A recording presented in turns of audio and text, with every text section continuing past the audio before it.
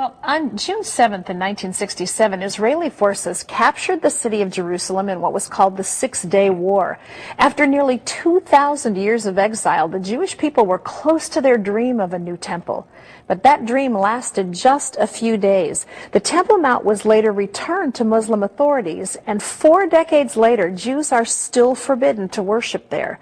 But that hasn't stopped some people from making plans to build the next temple. Here's Chris Mitchell in Jerusalem.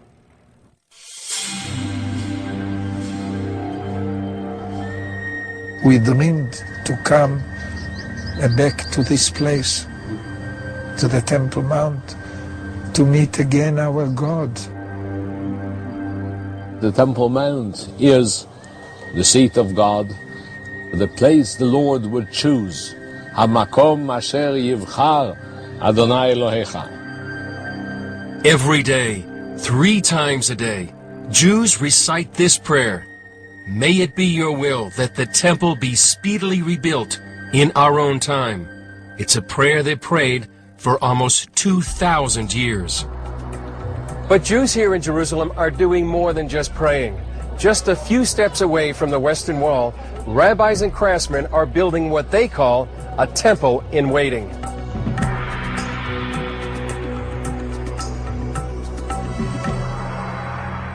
We're supposed to build a temple, and nothing about that changed. Nothing about that commandment changed. Chaim Richman is a director at the Temple Institute in Jerusalem. The Temple Institute is actively engaged in research and preparation for the resumption of the service in the Holy Temple, to the extent of actually preparing operational blueprints for the construction of the temple according to the most modern standards. This menorah is just one of several vessels created for the next temple.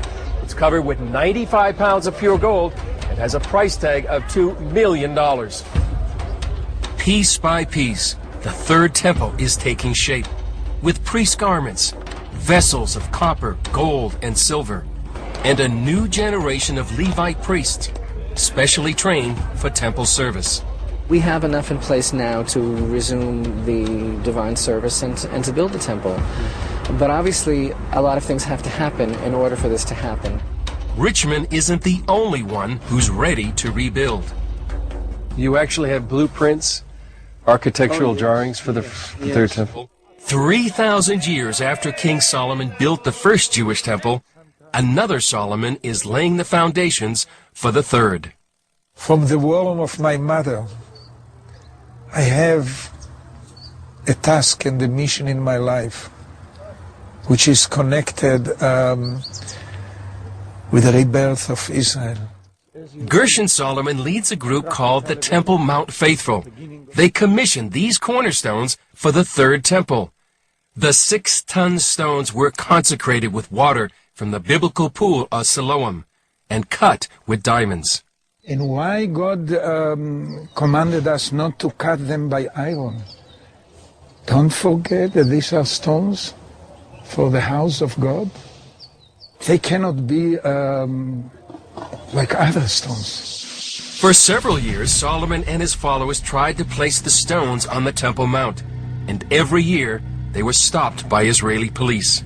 Unfortunately, weakness of the Israeli leadership did not allow us to bring the cornerstone to the right place. The end-time temple should be built on the same location of the first and the second temple. But that location is already occupied. The holiest site for Jews is also the third holiest site for Muslims. And neither side is ready to share. The Temple Mount, 35 acres of it, is the most explosive piece of territory on the face of the planet. In 2002, Palestinian leader Yasser Arafat told an Arab newspaper that the Israelis found not a single stone proving that the Temple of Solomon was there, because the temple was not in Palestine at all. The issue of the temple, it's so sensitive. Dr. Yusuf Nache is in charge of tourism at the Dome of the Rock. Here's what he had to say when I asked him about the Jewish temple. It's not an undeniable fact. It is theories, and the political situation, the misunderstanding, the mistrust distorted all the facts. That is stupid, because the Arabs themselves, they call Jerusalem the place of the temple. And the Golden Dome right behind me, the Dome of the Rock, was built in order to replace Solomon's temple. I think this temple denial is more serious than the Holocaust denial. To counter this so-called temple denial, Gabriel Barkay is pushing the archaeological envelope. Muslim law forbids any digging on the mount itself. So instead, Barkay's digging through its trash. We have here the entire history of the Temple Mount. He and his team are sifting through truckloads of debris, unearthed by bulldozers and discarded by Muslim authorities. So there could be artifacts in here going back to the first and second temple? And Yes, there are, no doubt. Among their finds, a Babylonian arrowhead from the fall of Jerusalem in 586 BC, and this 2,400-year-old Hebrew coin, the oldest ever minted in Jerusalem. do you think in your lifetime there'll ever be a time when you can actually investigate what's under the Temple Mount? No, I don't. I'm very pessimistic about it. Some of the most dramatic traces of temple life have been unearthed here at the Western Wall. This street was part of the marketplace outside the Second Temple. On the walls, you can still see the marks from the fires that destroyed the temple in 70 AD.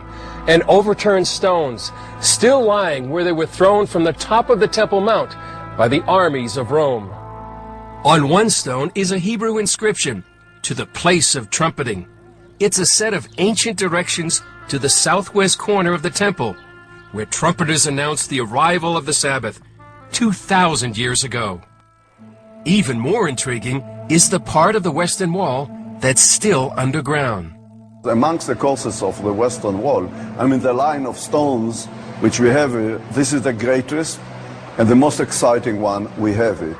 Dan Bahat spent 40 years excavating the tunnels around the Temple Mount, and he says the most compelling case for the temple is yet to be discovered. I believe that behind this stone is a large arch which forms a storehouse, a big storehouse, which stored all the treasures of the temple. But we don't have till now anywhere where those treasures were. And the only possibility is that it must be subterranean somewhere around the Temple Mount. I believe that it might have been behind this wall. So do you think it's possible that the treasures are still there? I hope so. Maybe in the future when it will be possible to dig, maybe we'll get to that. I say we, it must be my grandchildren, the earliest. But Bahat's interest in the temple is strictly in its past, not in its future. There is no chance whatsoever for the third temple. The third temple will be when the Messiah comes, and both of our Jews and Christians are waiting for him. So let us see when he comes what happens. It won't happen before. Rabbis for centuries did not understand this and in fact argued, well, are we supposed to build the temple and then the Messiah will come? Or are we supposed to wait and then the Messiah will build the temple? Again, I could hear the voice of God like he's speaking to all of us. I brought you here to build my house. Build my house.